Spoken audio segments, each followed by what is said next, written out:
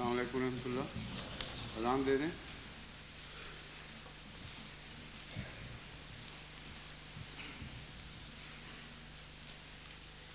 اللہ اکبر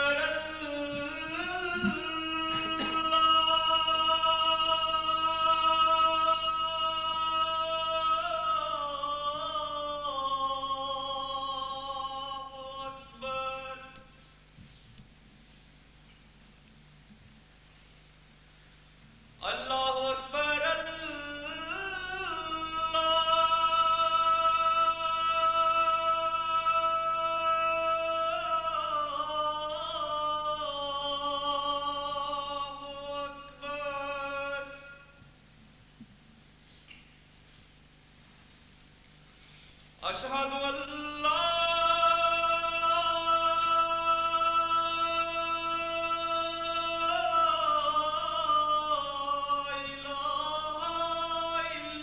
الا اللہ.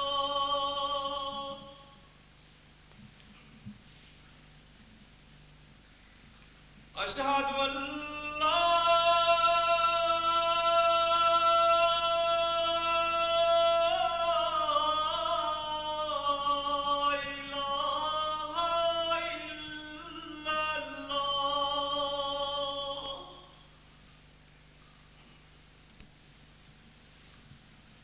اشہد ان محمد رسول اللہ.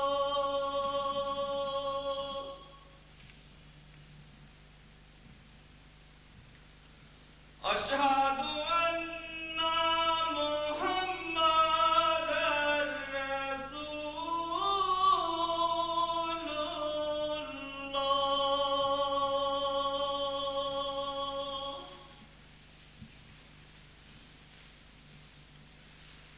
حی علی الصلاۃ.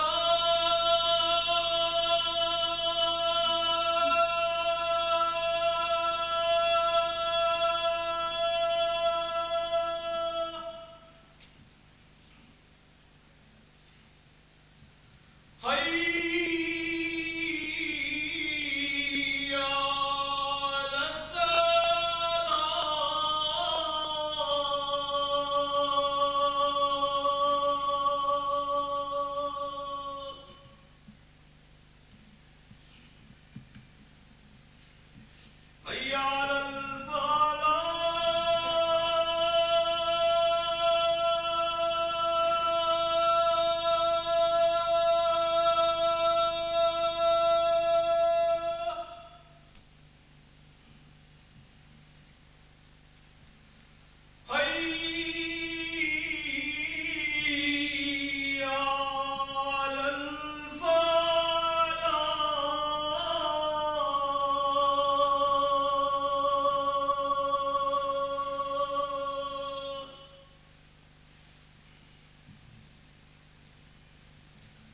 اللہ اکبر اللہ اکبر.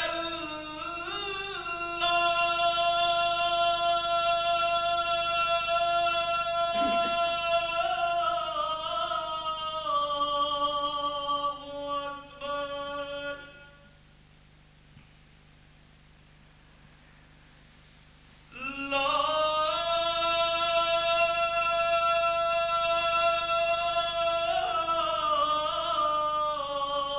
الہ الا اللہ.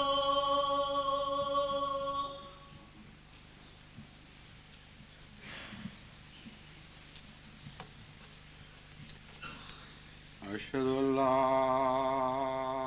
الہ الا اللہ وحدہ لا شریک لہ واشہد ان محمدا عبدہ ورسولہ. اما بعد فاعوذ باللہ من الشیطان الرجیم. بسم اللہ الرحمن الرحیم. الحمد للہ رب العالمین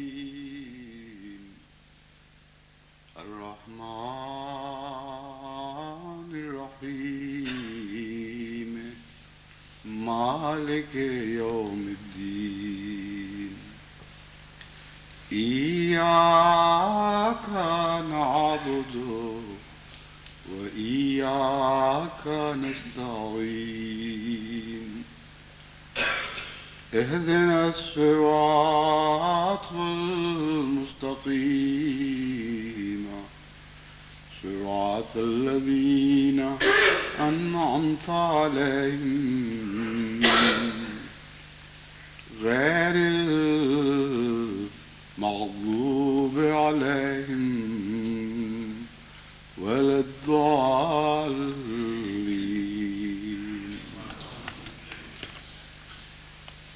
گزشتہ خطبے میں نے فروا الی اللہ کے مضمون پر کچھ روشنی ڈالی تھی، لیکن چونکہ جمعے کا جو عام مقرر وقت ہے وہ ختم ہو چکا تھا، اس لیے کچھ حصہ مضمون کا بھی باقی تھا۔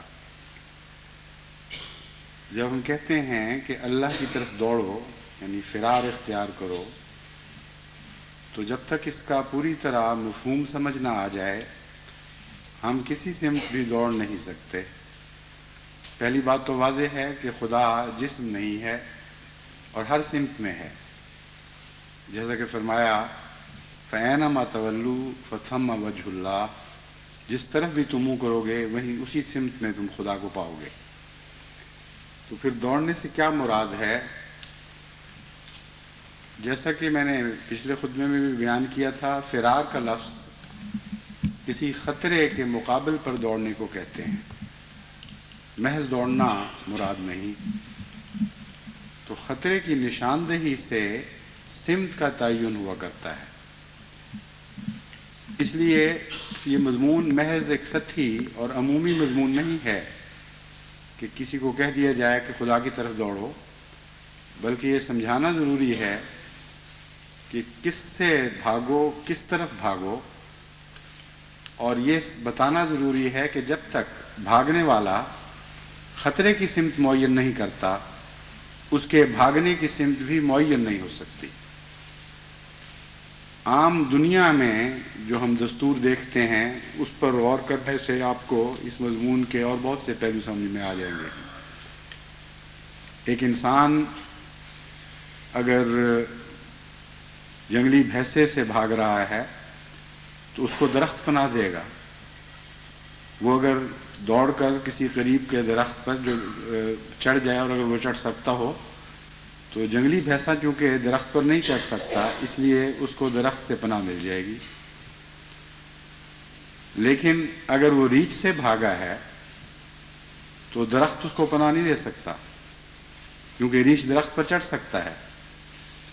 اس کے لیے اگر اس کو آگ مہیا ہو اور وہ جلتی ہوئی لکڑیاں استعمال کر کے ان کے دائرے میں آ جائے، یا ایک بڑی جلتی ہوئی لکڑی کو استعمال کرے ریچھ کو ڈرانے کے لیے، تو اس بات کا امکان موجود ہے کہ وہ ریچھ سے بچ جائے۔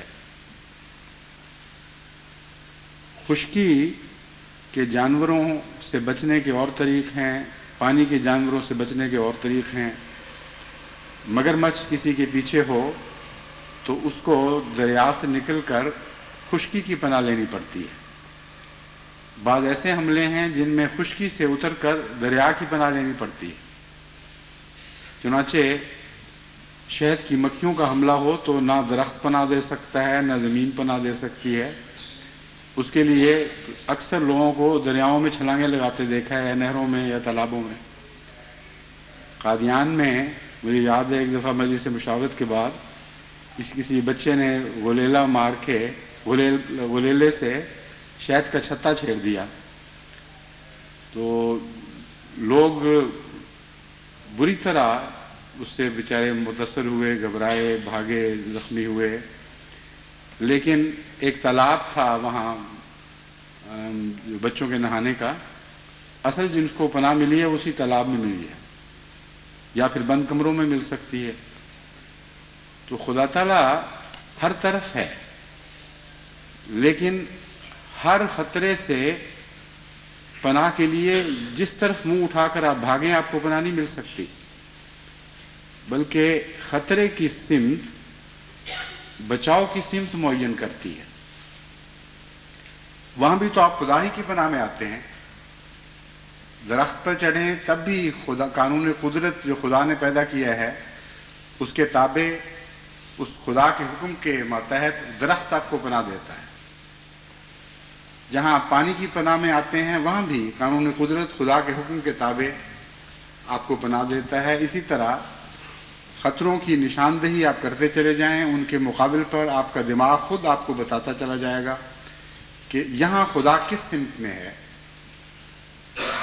تو ہر سمت سے خدا آپ کی پناہ کا منتظر ہے، لیکن ہر خطرے کے نتیجے میں جس طرف منہ اٹھے اس طرف بھاگنے سے آپ کو پناہ نہیں ملے گی. خطرے کا تعین ضروری ہے، پھر سمت کا تعین ہوگا. فَأَيْنَمَا تَوَلُّوا فَثَمَّ وَجْهُ اللَّهِ، جاؤ گے جس طرف بھی وہیں خدا کو پاؤ گے، خدا کے سوا کچھ نہیں ہوگا. لیکن کس سمت میں خدا سے پناہ مانگنی ہے اس کا تعین خطرے نے کرنا ہے. بعین ہی یہی حال گناہوں کا ہے.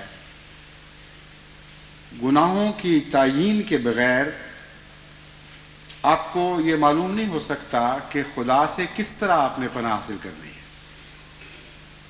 ہر گناہ اس کے اپنے مقابل پر ایک الہی صفت سے خوف کھاتا ہے اور اس کو اس صفت کے دائرے میں داخل ہونے کی اجازت نہیں ہے. اس لیے جب آپ گناہ کا تعین کر دیں گے تو اس الہی صفت کا تعین خود بخود ہو جائے گا، یا ادنا غور سے بھی آپ کو معلوم ہو جائے گا کہ جسے اپنانے کی ضرورت ہے. اس مضمون پر غور کرتے ہوئے اور بھی بہت سی باتیں سامنے آتی ہیں کہ پناہ لینے سے اب کیا مراد ہے.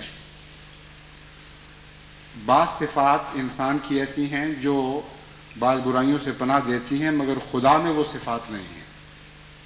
ایک یہ بھی سوال اٹھتا ہے، تو کیا خدا کے سوا بھی کوئی پناہ دینے والی چیز ہے؟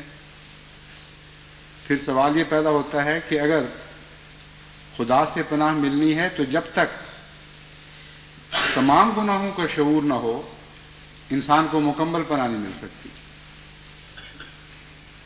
ایک گناہ سے بھاگیں گے، خدا کی جس سمت میں وہ اس کا توڑ موجود ہے وہاں آپ کو پناہ تو مل جائے گی، لیکن بعض اور سمتوں سے حملہ کرنے والے گناہوں سے آپ کو پناہ نہیں ملے گی.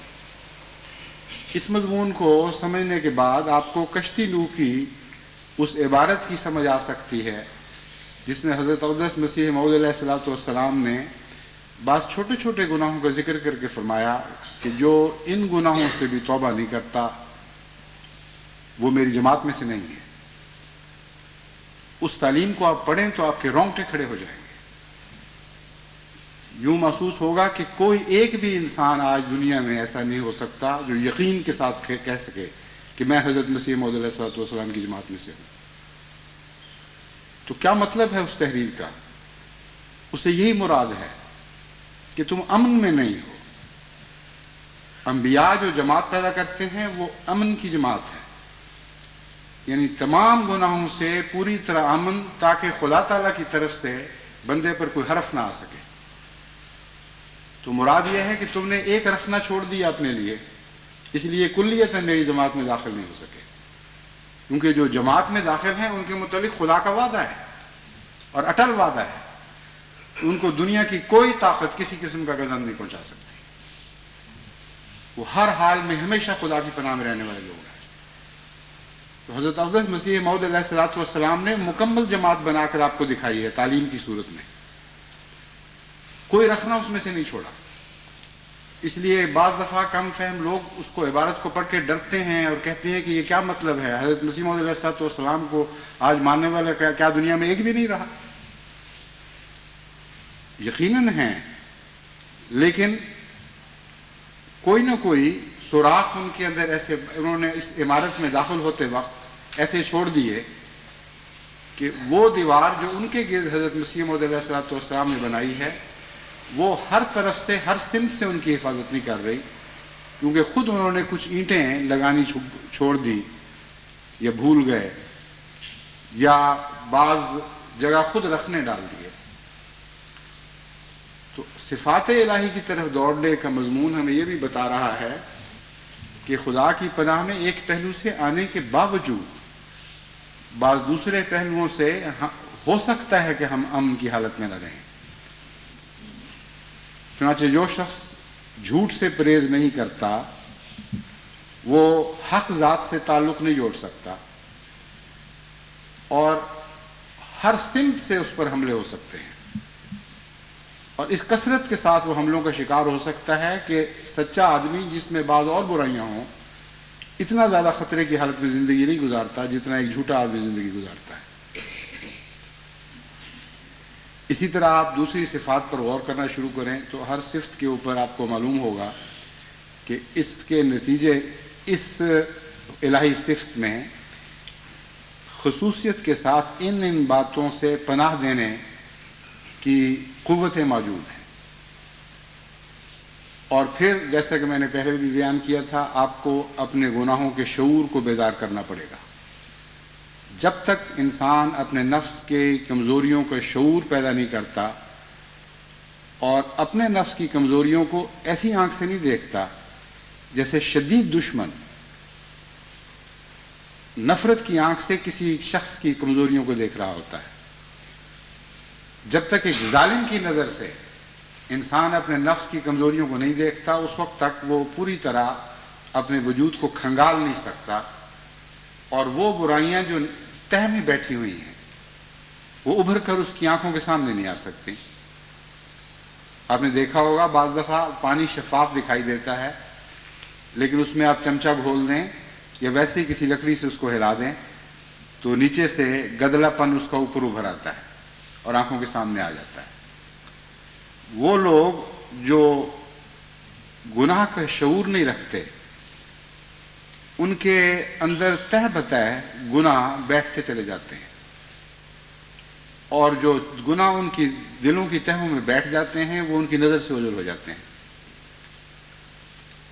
تبھی ضرورت پڑتی ہے کہ انسان ہمیشہ اپنے نفس کو کھنگالتا رہے، اور اس طرح کھنگالے جیسے کوئی دشمن برائیاں دیکھنے کے شوق میں تلاش میں کریدتا ہے اور دیکھنا چاہتا ہے کہ اس کے اندر چھپی ہوئی کون سی بیماری ہے۔ اس مضمون کو قرآن کریم نے حضرت صلی اللہ علیہ وآلہ وسلم کے تعلق میں ظلوماً جہولا کے الفاظ سے بیان فرمایا۔ حضرت اقدس مسیح موعود علیہ السلام نے اس آیت کی تفسیر میں لکھا کہ ظلوماً جہولا بظاہر تو بہت ہی خوفناک لفظ ہیں، انتہائی ظالم اور انتہائی جہالت سے پیش آنے والا، اور ذکر چل رہا ہے حضرت محمد مصطفیٰ صلی اللہ علیہ وآلہ وسلم کا، جن پر خدا نے امانت نازل فرمائی قرآن کریم کی۔ تو یہ کیسے ہو سکتا ہے کہ جن معنوں میں ہم اس لفظ ظلوماً جہولا کو سمجھتے ہیں ان معنوں میں اس کا اطلاق حضرت صلی اللہ علیہ وآلہ وسلم تو کیا آپ کے ادنا غلاموں پر بھی ہو سکے؟ اور مقام مدح ہے، کوئی برائی کا موقع نہیں، بلکہ انتہائی تعریف جو کسی انسان کی جا سکتی ہے جس سے اوپر تعریف ممکن نہیں ہے، اس موقع پر خدا تعالی حضرت محمد مصطفیٰ صلی اللہ علیہ وسلم کو ذکر کر کے فرماتا ہے انہ کان ظلوما جہولا، یعنی وہ امانت جس کا بوجھ اٹھانے سے زمین و آسمان کانپ اٹھے، پہاڑوں نے انکار کر دیا، یہ مرد میدان آگے آیا اور اس نے اس امانت کو اٹھا لیا۔ کتنا عظیم الشان تعریف کا مقام ہے۔ پھر فرمایا انہ کان ظلوما جہولا، دیکھو کتنا ظلم، کتنا جہول ہے۔ میں نے پہلے بھی ایک خطبے میں بیان کیا تھا، حضرت مسیح موعود علیہ السلام نے یہ راز ہم پر کھولا کہ یہاں ظلم سے مراد دوسروں پر ظلم کرنے والا نہیں بلکہ اپنے نفس پر ظلم کرنے والا ہے،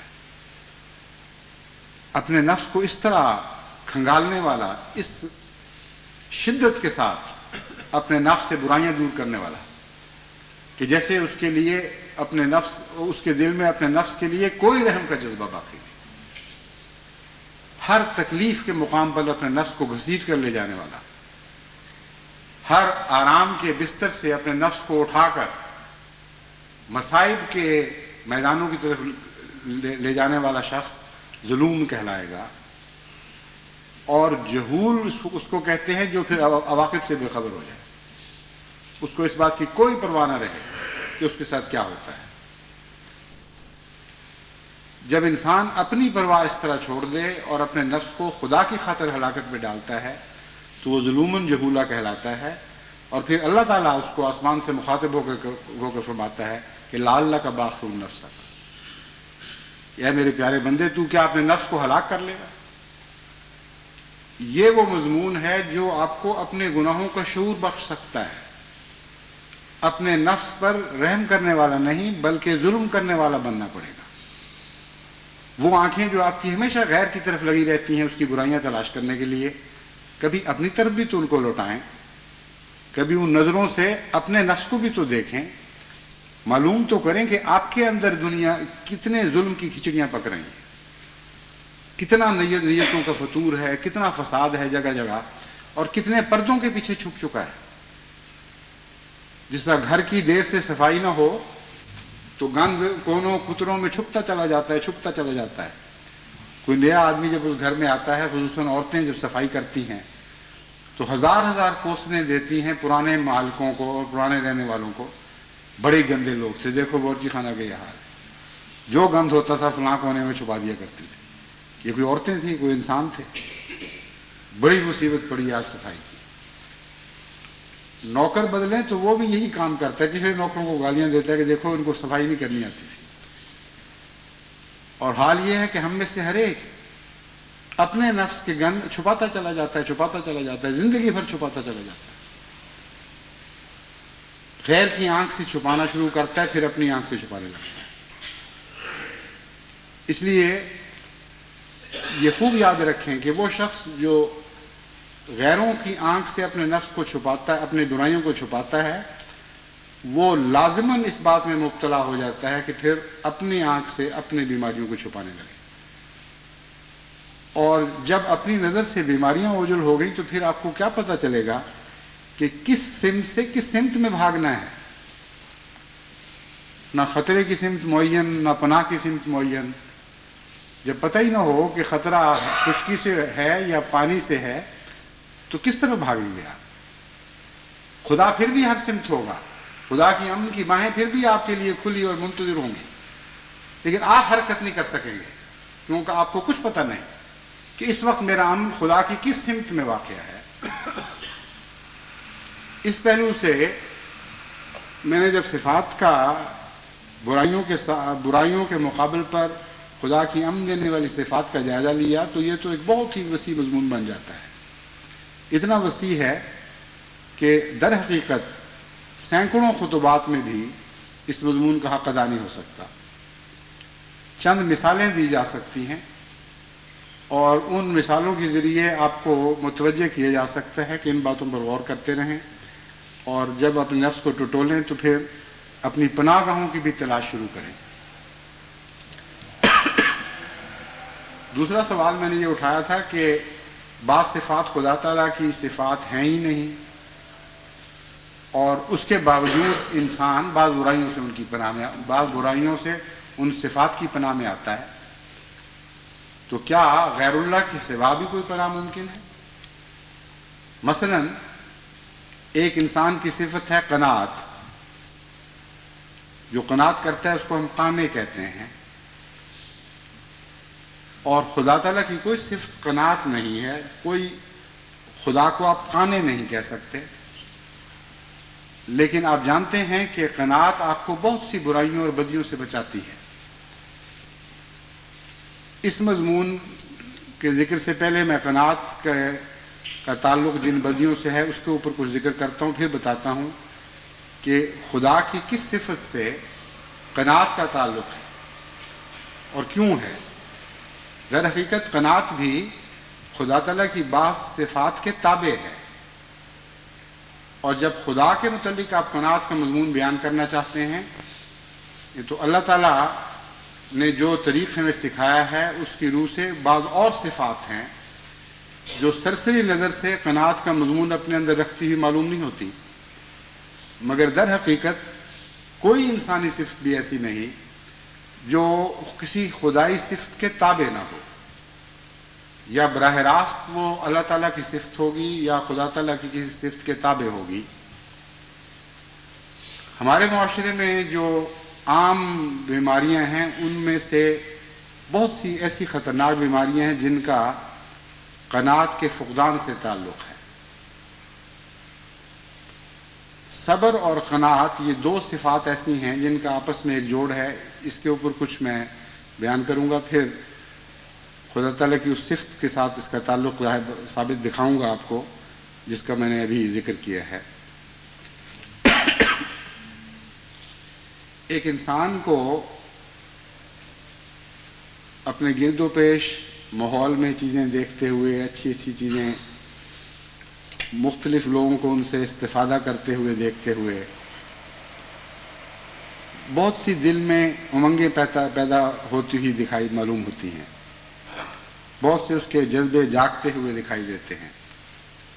انسان جب بھی کسی اچھی چیز کو دیکھتا ہے تو وہ اچھی چیز اپنی طرف اس کو کھینچتی ہے، لیکن وہ کشش اتنی شدت سے محسوس نہیں ہوتی جتنی وہ کشش اس وقت محسوس ہوتی ہے جب کسی اور کے پاس وہ چیز دیکھ لیتا ہے۔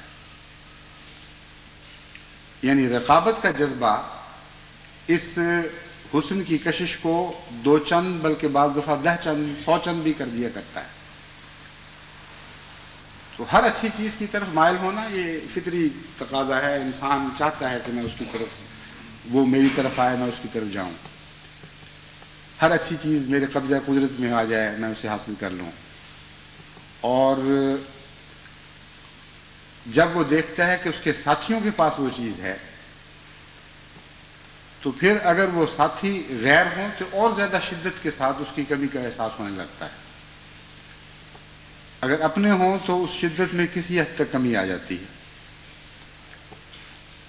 سوال یہ ہے کہ اس کے نتیجے میں بدیوں سے کیا تعلق ہے اور بدیوں سے روکنے والی کون سی صفات ہیں؟ یہ خواہشات اگر پیدا ہوتی رہیں اور ان خواہشات کو انسان ابھارتا رہے اور ان خواہشات کی مطابقت شروع کر دے اور ان اچھی چیزوں کی خوابیں جن کو بھی دیکھنے لگے جو اسے بھلی دکھائی دیتی ہیں، تو اس کے نتیجے میں بسا اوقات ایک ایسا مقام آ جاتا ہے کہ وہ پھر اس جذبے کو برداشت نہیں کر سکتا، پھر خواہ قانون اس کو اجازت دے یا نہ دے وہ ان چیزوں کو حاصل کرنے کی کوشش کرے گا۔ ایسے موقع پر صبر اس کے کام آ سکتا ہے صرف، اسی لیے خدا تعالیٰ نے صبر پر بہت زور دیا ہے۔ یعنی خواہشیں بیدار ہو گئی ہیں، حاصل کرنے کا ذریعہ موجود نہیں ہے، صرف ایک صورت ہے کہ نیکی کے تقاضوں کو چھوڑ کر، بھلا کر، جس طرح بھی وہ چیز ہاتھ آتی ہے اس سے آپ لینے کی کوشش کریں۔ یہ جو گناہ کی طرف میلان پیدا ہوتا ہے خواہش کے ذریعے سے، خواہش کے نتیجے میں، اس کو روکنے کے لیے صبر کی صفت کام آتی ہے، اور قرآن کریم نے اس پر غیر معمولی زور دیا ہے، کیونکہ دنیا میں بھاری اکثریت انسانوں کی ایسی ہے جو صبر کے محتاج ہیں، ان کو یہ طاقت نہیں ہے کہ اپنی خواہشوں کو لگام دے سکیں، اس لیے مجبور ہیں اگر صبر بھی ان میں نہ رہے تو لازماً گناہوں میں مبتلا ہو جائیں گے۔ حرص و ہوا کئی قسم کے گناہوں میں انسان کو مبتلا کرتی ہیں، قتل بھی اس کے نتیجے میں ہو جاتے ہیں، ڈاکے پڑتے ہیں، چوریاں ہوتی ہیں، لوگوں سے پیسے مانگنے کی عادت پڑتی ہے، پیسے لے کر نہ واپس کرنے کی بدی پیدا ہوتی ہے، اور پھر بہانے بنا کر نفس کے قرضے کے نام پر پیسے لینے کی عادت پڑتی ہے۔ وہی بدیاں چھپانے کا رجحان انسان کو صاف نظر آنا چاہیے کہ جس چیز کو میں واپس نہیں کر سکتا اس کا نام قرضہ کیوں رکھوں، لیکن وہ یہ سمجھتا ہے کہ اگر میں نے مانگا تو یہ میری غیرت کے خلاف ہے، اس لیے وہ کہتا ہے کہ میں قرض آپ سے لے رہا ہوں، واپس کر دوں گا انشاءاللہ، حالانکہ انشاءاللہ کہنے کا اس کو حق ہی کوئی نہیں، کیونکہ وہ جانتا ہے کہ اس میں قرض کی واپسی کی کوئی توفیق نہیں ہے۔ اور پھر جب قرض میں مبتلا ہوتا ہے تو پھر جھوٹ کی عادت پڑتی ہے، پھر ایک برائی دوسری برائی کی طرف لے جاتی ہے۔ تو ان سب باتوں سے روکنے کے لیے صبور خدا کی طرف رجوع کرنا ضروری ہے۔ اللہ تعالیٰ کی ایک صفت صبور ہے، وہ جو چاہتا ہے کر سکتا ہے، لیکن بہت سی باتیں نہیں کرتا۔ بہت سی باتیں وہ تکلیف دہ دیکھتا ہے جن کو روک سکتا ہے، ہٹا سکتا ہے، لیکن ان کو نہیں ہٹاتا۔ ان معنوں میں وہ صبور نہیں ہے کہ بے بس اور بے اختیار ہے، ان معنوں میں صبور ہے کہ اس کو اختیار ہے اور پھر نہیں کرتا۔ اور حقیقت میں انسان صبور بھی اسی وقت کہلا سکتا ہے جب اسے اختیار ہو اور وہ نہ کرے، ورنہ کہا جاتا ہے کہ عصمت بی بی بیچارگی بڑی پاک باز عورت ہے، اس لیے کہ بیچاری ہے، وہ اس کے پاس اور کوئی اختیار ہی کوئی نہیں۔ تو ایسا شخص جو گناہ کر نہیں سکتا اس کو آپ صبور نہیں کہیں گے۔ صبور وہی ہے جو کر سکتا ہے، قانون توڑ کر کرے چاہے، لیکن کر سکتا ہے، اور پھر وہ رک جاتا ہے۔ اس کے عقل کے تقاضے، اس کا خدا سے تعلق، یہ سارے امور اس کو مجبور کرتے ہیں کہ تم نے یہ کام نہیں کرنا۔ تو خدائے صبور کی طرف اس کا دوڑنا ان ساری برائیوں سے اس کو بچا سکتا ہے۔ لیکن اس کے ساتھ ہی آپ کو یہ یاد رکھنا ہوگا کہ صبر ایک ہمیشہ کے لیے اندرونی جد و جہد کو پیدا کر دیتا ہے۔ خدا تعالیٰ میں وہ جد و جہد نہیں ہوتی کیونکہ وہ قادر مطلق ہے۔ انسان کے لیے صبر ہمیشہ مشکل ہوتا ہے۔ اسی لیے خدا تعالیٰ نے صبر کے مضمون کے ساتھ صاحب عزم ہونے کا مضمون بھی باندھا ہے۔ یعنی آپ خدا کی خاطر کسی اور وجہ سے کسی برائی سے رکتے ہیں، کسی خواہش کو پورا ہونے سے روک دیتے ہیں، لیکن دل ضرور بے قرار رہے گا۔ ایک جد و جہد ضرور ہے جو سینے میں جاری رہے گی، ایک ہلچل مچی رہے گی۔ ہر دفعہ دل چاہتا ہے لیکن آپ مجبور ہیں، یعنی صبر آپ کا مجبور کر دیتا ہے، روک دیتا ہے۔ تو ایک صابر کی زندگی ایک مجاہد کی زندگی ہے۔ جس طرح ایک نفس سے باہر مجاہدہ ہوا کرتا ہے، اسی طرح ایک نفس کے اندر بھی مجاہدہ ہوتا ہے، جو صبر کے نتیجے میں بڑی شدت کے ساتھ انسان کے اندر جاری رہتا ہے، اور انسان کی دو قوتیں آپس میں ایک دوسرے سے لڑتی رہتی ہیں۔ لیکن قناعت کا مضمون اس سے مختلف ہے۔ قناعت صبر کے سوا ایک اور طاقت ہے جو آپ کو گناہوں سے روکتی ہے اور گناہوں سے باز رکھتی ہے، اور اس کے ساتھ مجاہدہ نہیں ہے بلکہ ایک امن کی حالت ہے اور سکون کی حالت ہے۔ اس لیے اگر صبر ٹوٹے اور قناعت بھی نہ ہو تو پھر انسان کا کچھ بھی باقی نہیں رہتا۔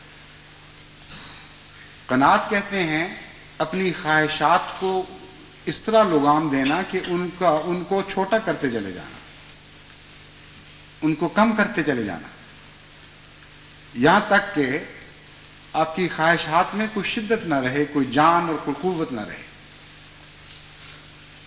اور اگر آپ اپنی خواہشات کو اپنی حیثیت کے مطابق کر لیں، جتنا قد آپ کی استطاعت کا ہے اتنا ہی قد آپ کی خواہشات کا بھی ہو جائے، تو وہ مقام آپ کے لیے سکون کا مقام ہوگا اور طمانینت کا مقام ہوگا۔ ایسے بہت سے لوگ میں نے دیکھے ہیں جن کو خدا تعالیٰ نے یہ صفت عطا فرمائی ہے، ان کی آمدنیں تھوڑی ہیں لیکن وہ خوش ہیں، ان کے گھروں میں سکون ہے، وہ خود بھی قانے ہیں، ان کی بیویاں بھی قانے ہیں، ان کے بچے بھی قانے ہیں، کیونکہ وہ گرد و پیش میں اچھی چیزوں کو دیکھتے تو ہیں لیکن اپنے دل کو یہ سلیقہ سکھا دیا ہے کہ اچھی چیز جو نہیں ہے وہ نہیں ہے، اس کا ہمارے ساتھ کوئی تعلق نہیں۔ جتنا ہے، جو کچھ ہے، اس کو مزے لے لے کر استعمال کرنا چاہیے۔ چنانچہ ایسے لوگ جب بغیر سالن کے سوکھی روٹی کے اوپر مرچیں اور نمک لگا کر مل کر کھاتے ہیں تو ہو سکتا ہے ان کو اتنا زیادہ مزہ اس میں آ رہا ہو کہ ایک بے صبرے اور غیر قانے شخص کو اچھے سے اچھے کھانوں میں بھی وہ مزہ نہ آ رہا ہو، بلکہ ہو سکتا نہیں، یقیناً ایسا ہی ہے، کیونکہ اچھی سے اچھی چیز مہیا ہونے والے کو بھی اس سے اچھے کا تصور مزید کے لیے بے چین رکھتا ہے۔ جو شخص کانے نہ رہے،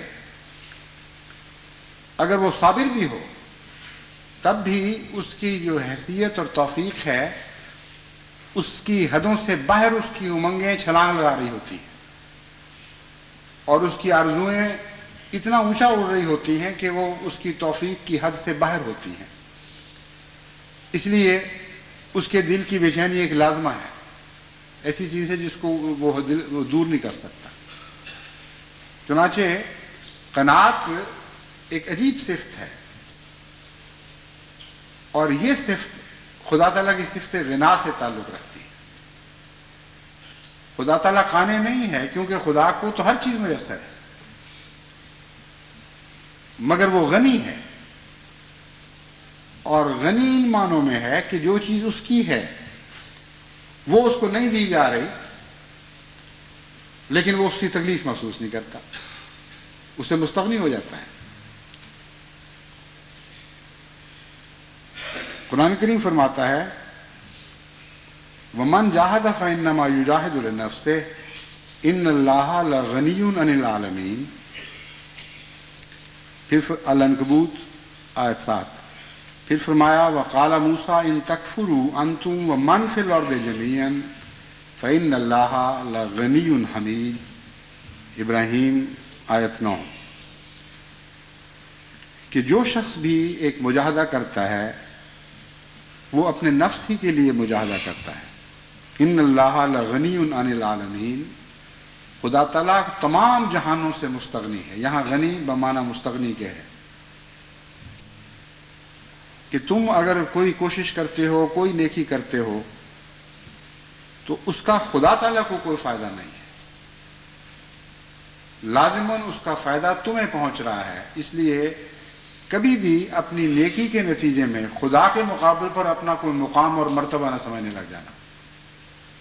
یہ نہ سمجھ بیٹھنا کہ ہم نے یہ نیکی کر دی، گویا اللہ کی خاطر یہ کیا، خدا کی خاطر یہ کیا۔ کرتے تو خدا کی خاطر ہو لیکن ہوتا تمہاری اپنی خاطر ہے، یعنی جو کچھ خالصتاً اللہ کے لیے کرتے ہو وہ بھی تمہاری اپنے لیے ہوتا ہے۔ تو غنی عن العالمین تمام جہانوں سے مستغنی ہو جاتا ہے، کچھ کرے یا نہ کرے خدا تعالیٰ کی ذات کو، اس کی صفت کو کوئی فرق نہیں پڑتا۔ پھر اس مضمون کا دوسرا پہلو بیان کرتے ہوئے حضرت موسیٰ کی زبان میں خدا فرماتا ہے، انہوں نے اپنی قوم سے کہا ان تکفروا انتم ومن فی الارض جميعا، اگر تم سارے کے سارے اور وہ تمام لوگ یا جاندار جو روئے زمین پر بستے ہیں یہ کلیتاً خدا کے ناشکرے ہو جائیں، تب بھی ان اللہ لغنی حمید، خدا تعالیٰ غنی ہے، تمہاری حمد نہ کرنے سے اس کی ذاتی صفت حمید کو کوئی نقصان نہیں پہنچے۔ وہ جو حمید ہے وہ حمید ہی رہتا ہے، خواہ اس کا کوئی اقرار کرے یا نہ کرے۔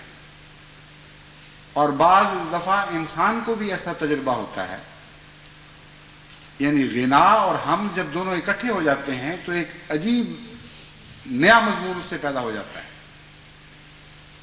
بعض لوگ چھوٹی سی نیکی کرتے ہیں اور جب تک وہ نیکی ان کی حمد کی شکل میں تبدیل نہ ہو ان کو چین نہیں آتا، نہ وہ قانے ہیں نہ وہ غنی ہیں، اس لیے وہ دکھاوے کر کر کے اپنی نیکیوں کو ضائع کر دیتے ہیں۔ اس کے برعکس بعض ایسے لوگ ہیں جو نیکی کرتے ہیں اور ان کو اس بات کی پرواہ نہیں ہوتی کہ اس نیکی کا اعتراف کیا جاتا ہے کہ نہیں، بلکہ بعض دفعہ جب اس نیکی کے اعتراف کی بجائے، ان کی حمد کی بجائے ان کی برائی کی جاتی ہے تو اپنے دل میں ایک خاص لذت محسوس کرتے ہیں، کیونکہ وہ جانتے ہیں کہ انہوں نے نیکی کی ہے، اور ان کو بد کہنے والے بے وقوف ہیں، نادان ہیں، ان کو کچھ پتہ نہیں کہ کیا کر رہے ہیں۔ یہ صرف خصوصیت کے ساتھ انبیاء کو عطا ہوتی ہے، اور جس رنگ میں خدا قانے بنتا ہے غنا کے ذریعے، اس رنگ میں انبیاء خدا کے بندے ہونے کے باوجود اس خدائی صفت سے خوب اچھی طرح اپنے دل کو منور کر لیتے ہیں اور قانے بنتے ہیں غنی کی صورت میں۔ دنیا جو چاہے ان کو کہتی پھرے، ساری خوبیاں اس زمانے کے انسانوں سے بڑھ کر ساری خوبیاں ان کے دل میں موجود ہوتی ہیں اور ان کے اعمال میں موجود ہوتی ہیں. ان کی سیرت، ان کی صورت خوبیوں کا مجسمہ بنی ہوئی ہوتی ہے، لیکن دنیا ساری خوبیوں کا ان سے انکار کر رہی ہوتی ہے. اور وہ خوش رہتے ہیں، وہ غنی ہوتے ہیں، وہ مستغنی ہوتے ہیں، وہ کہتے ہیں ہمیں کوئی پتہ نہیں، کوئی فرق نہیں پڑتا، ہم جانتے ہیں کہ ہم ٹھیک ہیں، ہم جانتے ہیں کہ ہم اچھا کام کر رہے ہیں. بندہ تو پھر بھی کمزور ہے اور اس کا جاننا بھی محدود ہے، لیکن خدا جو لامحدود ہے اور ساری کائنات میں ہے، کوئی جگہ اس سے خالی نہیں، اس کا اپنا ذاتی احساس ہم ایک اتنی عظیم چیز ہے کہ اس کے مقابل پر دنیا کی ساری کائنات بھی اگر اس حمد کا انکار کر دے اور ناشکری شروع کر دے تو خدا کو واقعتاً ضرورت نہیں ہے. خدا اور اس کے عظیم بندوں یعنی انبیاء کے بعد درجہ بدرجہ غنا کا اور قناعت کا تعلق مختلف ہوتا چلا جاتا ہے. یعنی غنا کی پوری شان انسانی قناعت میں نہیں رہتی، لیکن پھر بھی جتنی بھی ہو قناعت حسین دکھائی دیتی. چنانچہ جیسا کہ میں نے ذکر کیا ہے، بعض لوگوں کو میں نے بڑے غور سے قریب سے دیکھا ہے، ان کی زندگیاں بہت زیادہ مطمئن ہیں ان لوگوں کی نسبت جن کو ان سے سینکڑوں گنا، بعض دفعہ ہزاروں گنا زیادہ ملا ہوا ہے. وجہ یہ ہے کہ وہ قانے ہیں اور وہ دوسرے زیادہ پانے والے بدنصیبی کے ساتھ قانے نہیں ہیں، اور ان کی حرص ہمیشہ ان کے ماحصل کی حدود سے آگے آگے بھاگ رہی ہوتی ہے. اس لیے قناعت بڑی ضروری ہے. اگر خاوند قانے ہو، بیوی قانے نہ ہو، تو ان برائیوں کے علاوہ ایک اور بھی جہنم پیدا ہو جاتی ہے گھروں میں. اگر بیوی قانے ہو اور خاوند قانے نہ ہو تب بھی یہی مصیبت ہے. اگر ماں باپ قانے ہیں اور بچے قانے نہیں ہیں تو وہ اپنے ماں باپ کو ایک عذاب میں مبتلا کر دیتے ہیں. آپ نے دیکھا ہوگا بعض ماں باپ اللہ کی رضا پر راضی، جو کچھ ان کو ملا ہے اس کے اندر رہنے والے، لیکن ان کے بچے پھر ان کی ساری عزتیں خاک میں ملا دیتے ہیں، آگے آگے بھاگ کر اپنی حصوں کو پوری کرنے کے لیے ایسے بوجھ اٹھا لیتے ہیں کہ ان کے ماں باپ پھر ان کو اتار بھی نہیں سکتے. تو قناعت کا نہ ہونا ایک بہت ہی خطرناک چیز ہے. اگر صبر بھی نہ ہو تو صبر اور قناعت کو دونوں کو اپنی حفاظت کے لیے استعمال کرنا چاہیے. اور آج کل کے زمانے میں مالی لین دین کی خرابیوں میں یہ دونوں صفات انسانوں کے بہت زیادہ کام آ سکتی ہیں. اس لیے جب میں کہتا ہوں کہ گناہوں کو ٹٹولیں تو میری مراد یہ نہیں ہے، جیسا کہ میں نے پہلے بھی ایک دفعہ کہا تھا، کہ گناہ بننے کے بعد ان کو ٹٹولیں. میں آپ سے یہ کہتا ہوں کہ گناہوں کی پیدائش سے پہلے ان کونوں خطروں میں جہاں چھپ کر جراثیم پرورش پا رہے ہوتے ہیں، جہاں گناہوں کی پیدائش ہو رہی ہوتی ہے، ان جگہوں سے پردے اٹھائیں اور ان پر نظر ڈالیں اور دیکھیں کہ کیا ہو رہا ہے آپ کے اندر، کس طرح بالآخر آپ کو گناہوں کی طرف دھکیلا جائے گا، اور وہ قوتیں جو ہانک کر آپ کو گناہوں کی طرف لے جائیں گی، پھر ان کے خلاف آپ کے پاس کوئی طاقت نہیں ہوگی. اس خطرے کے عظیم ہونے سے پہلے اور آپ پر غالب آ جانے سے پہلے وہ مقامات جہاں خطرے پیدا ہو رہے ہیں ان کو جستجو کی نظر سے دیکھیں اور ان کا تجزیہ کریں. پھر آپ کے اوپر کوئی شیطان کبھی غالب نہیں آ سکتا. اور پھر آپ خدا کی پناہ میں آنے کے لیے خدا کی اس صفت کو اپنانے کی کوشش کریں جس کے بغیر آپ اس قسم کے گناہوں سے جو آپ کی نظر میں ہیں کبھی بچ نہیں سکتے.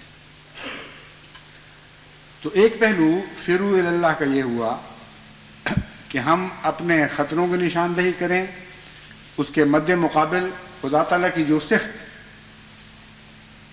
امن کی خاطر ہماری منتظر ہے باہیں کھولے ہوئے، اس صفت کو پہچانیں اور اس کی طرف دوڑیں. دوسرا پہلو دعا کا ہے جو فرو اللہ کے مضمون میں شامل ہے. دعا کرتے وقت ایک انسان کے دل میں جب ہیجان پیدا ہو یا خوف اور خطر کا احساس ہو تو ایک غیر معمولی قوت پیدا ہو جاتی ہے جو دعا کو رفعت عطا کرتی ہے. اس لیے وہاں بھی جیسا کہ میں نے پہلے کہا ہے خطرے کی پہچان اور اس کی ہلاکت خیزی کا عرفان ضروری ہے.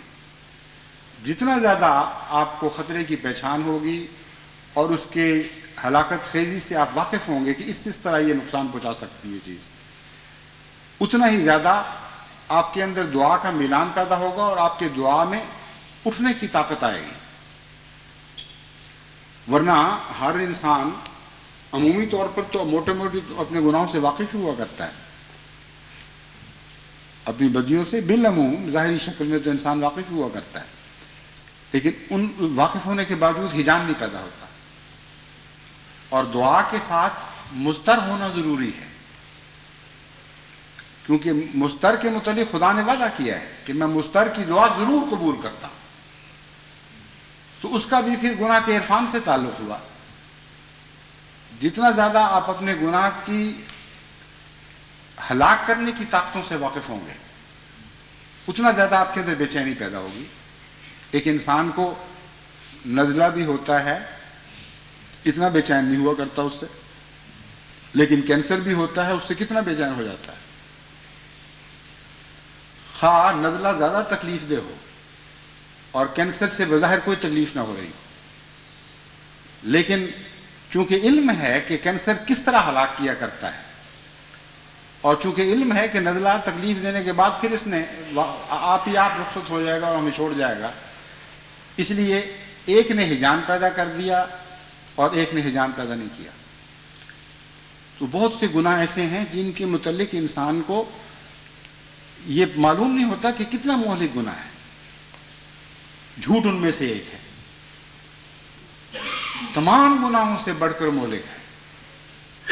اس سے زیادہ خوفناک اور ذلیل اور رسوا کرنے والا کوئی گناہ نہیں ہے.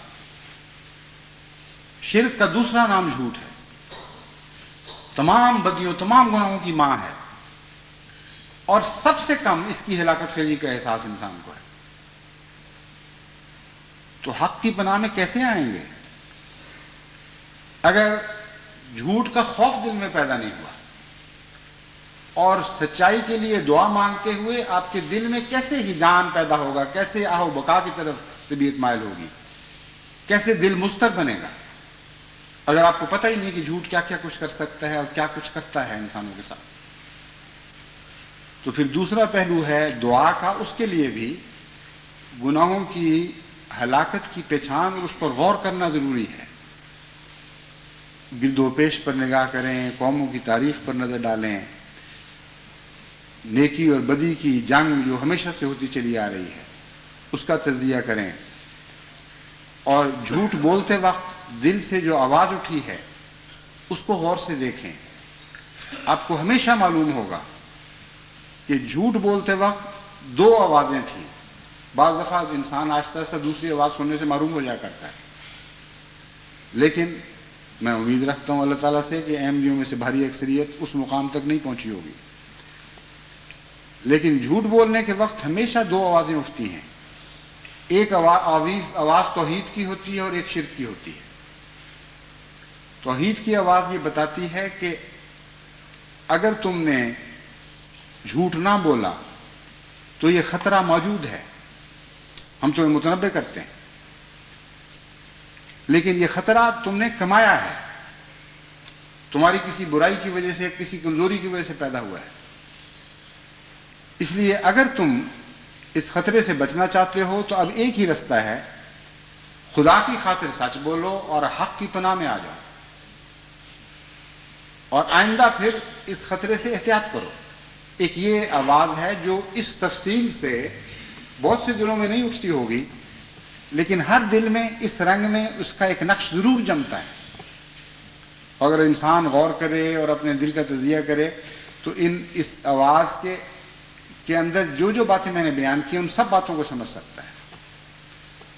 دوسری آواز یہ اٹھتی ہے کہ جو کچھ ہونا ہے ہو چکا ہے، اب تم نہیں بچ سکو گے جب تک جھوٹ نہیں بولو گے، حق تمہیں نہیں بچا سکتا، توحید تمہیں نہیں بچا سکتی۔ خدا کی باتیں پڑھنے کے لیے، سننے کے لیے ٹھیک ہیں، لیکن آج واقعتاً اگر تم خدا کی آواز پر لبیک کہو گے اور خدا کی خاطر اقرار کر لو گے سچائی کا، تو تم مارے گئے اور تم ہلاک ہو گئے۔ تو سچ کے مقابل پر جھوٹ بالکل اسی طرح ہے جس طرح توحید کے مقابل پر شرک ہے، اور اس کے سوا درمیانی کوئی رستہ نہیں۔ اس تفصیل سے جب آپ اپنے گناہوں، اپنے جھوٹ بولنے کے پس منظر پر غور کریں تو آپ کا دل کانپ اٹھے گا کہ ہر جھوٹ پر آپ خدا کے مقابل پر ایک فرضی بت کی پناہ میں آتے ہیں، ہر جھوٹ کے وقت آپ خدا واحد کے مقابل پر شیطان کی پناہ میں آتے ہیں، اور کوئی خوف نہیں کرتے اور کوئی شرم نہیں کرتے اپنے خدا سے۔ اعوذ باللہ من الشیطان الرجیم کی تلاوت کرتے ہیں ہمیشہ، میں پناہ مانگتا ہوں اللہ سے، اللہ کی شیطان رجیم سے، اور دن میں 100 بار شیطان کی پناہ مانگتے ہیں خدا تعالیٰ سے کہ اے شیطان ہمیں بچا، کیونکہ خدا ہمیں بچانے میں ناکام ہو چکا ہے، ہم نہیں خدا کی پناہ میں محسوس کرتے اپنے آپ کو۔ یہ ہے سچ اور یہ ہے جھوٹ، ان دونوں کے درمیان آپ فرق نہیں کر سکتے۔ تو جب تک آپ بیماریوں کو پہچانیں گے نہیں، آپ کو یہ معلوم نہیں ہوگا کہ کتنا گہرا کینسر ہے، کیسا ناسور ہے جو آپ کے سینے کے اندر اور زیادہ گہرا ہوتا چلا جا رہا ہے، یہاں تک کہ آپ کے سارے وجود کے آر پار ہو جائے گا۔ اس وقت تک نہ آپ کو حق کی طرف بھاگنے کی طرف توجہ پیدا ہوگی، نہ حق خدا سے دعا کرنے کے لیے دل میں بے قراری محسوس کریں گے۔ تو دعا کا دوسرا مضمون ہے فروا الی اللہ کا، خدا تعالیٰ کی طرف بھاگو، اس سے دعا مانگو اور اس کو پکارو بھی۔ چنانچہ خطرہ کسی قسم کا بھی ہو، اگر کوئی بچانے والا وہاں موجود ہو تو انسان خاموش حرکت نہیں کیا کرتا، پھر اس کی حرکت میں واویلا پیدا ہو جاتا ہے۔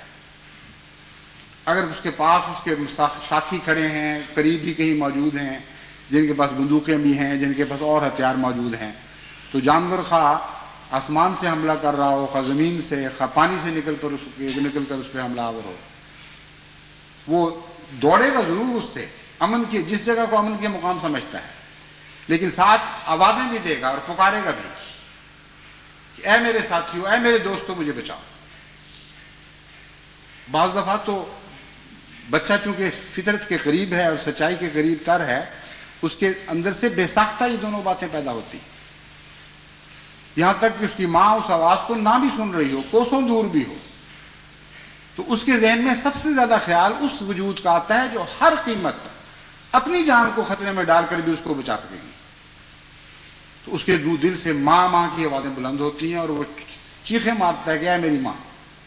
دشمنوں نے اس کو اغوا کیا ہوا ہے، اس کو اٹھا ایسی جگہ لے گئے ہیں جہاں سے وہ 1000 چیخے تبھی بھی کوئی اس کی آواز نہیں سن سکتا، لیکن وہ ہاتھ پاؤں بھی مارے گا اور ماں ماں کہہ کے پکارے گا۔ یہ ہے مستر کی دعا جو انسان کو گناہوں سے بچا سکتی ہے اور گناہوں سے انسان خدا کی پناہ میں آ سکتا ہے، لیکن اگر خطرے کا احساس ہو۔ ایک سوئے ہوئے بچے کے ساتھ آپ جو چاہیں کر دیں، وہ تو نہ ہاتھ پاؤں مارے گا نہ کسی کو پکارے گا۔ تو بہت سے نفس ایسے ہیں جو سوتی ہوئی حالتوں میں ہلاک کر دیے جاتے ہیں اور ان کو کچھ معلوم نہیں ہوتا کہ ہمارے ساتھ کیا ہو رہی ہے۔ اس لیے غفلت سے شعور کی حالت میں داخل ہونا سب سے زیادہ اہم اور ضروری ہے۔ اس لیے میں ہر احمدی بڑے اور چھوٹے کو یہ نصیحت کرتا ہوں کہ فی الحال دوسروں پر تنقید کو چھوڑ کر اپنے نفس پر تنقید شروع کریں۔ اکثر خط جو مجھے آتے ہیں تنقید سے تعلق رکھنے والے، وہ دوسروں پر تنقید ہوتی ہے کہ یہ دیکھو یہ ہو گیا، وہ ہو گیا، وہ ہو گیا، پتہ ہی کوئی نہیں کہ اپنے اندر کیا کھلبلی مچی ہوئی ہے، کیا قیامت ٹوٹی پڑی ہے۔ اور جو سوسائٹی ایسے افراد پر مشتمل ہو کہ ہر ایک دوسرے کی طرف دیکھ رہا ہے، ان میں سے ہر ایک اپنے نفس سے غافل ہو چکا ہوتا ہے۔ ایک دیکھنا اور ہے، وہ دیکھنا ہے اپنے نفس کو دیکھ کر اس کے آئینے سے سوسائٹی کا مطالعہ کرنا اور اس کو متنبع کرنا اور اس کے لیے فکر مند ہونا، اس میں کوئی خطرہ نہیں ہے، کیونکہ جو اپنے نفس کے آئینے سے دوسرے کو دیکھتا ہے، چونکہ وہ اپنے نفس کی حالت زار کے نتیجے میں دعا کی طرف متوجہ ہوتا ہے اور صرف تنقید کی حد تک ظالم ہے، واقعتاً ظالم نہیں ہوا کرتا۔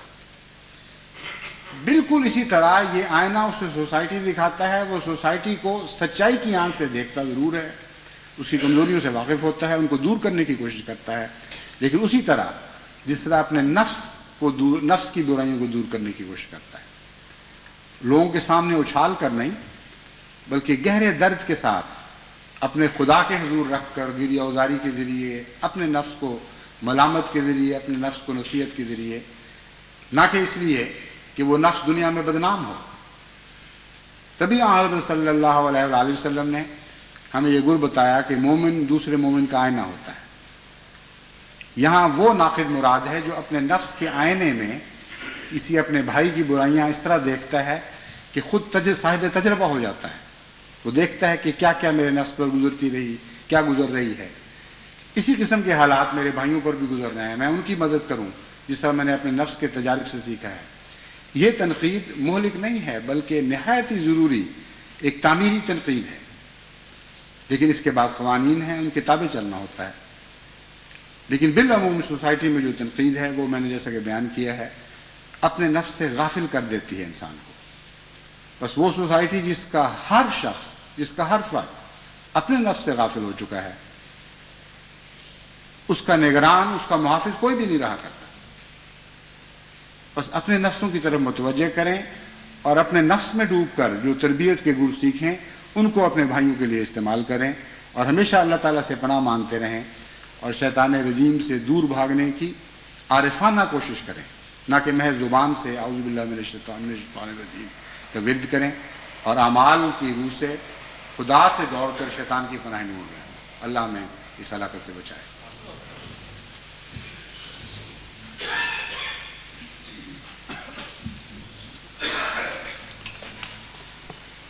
الحمد لله نحمده ونستعينه ونستغفره ونؤمن به ونتوكل عليه ونعوذ بالله من شرور أنفسنا ومن سيئات أعمالنا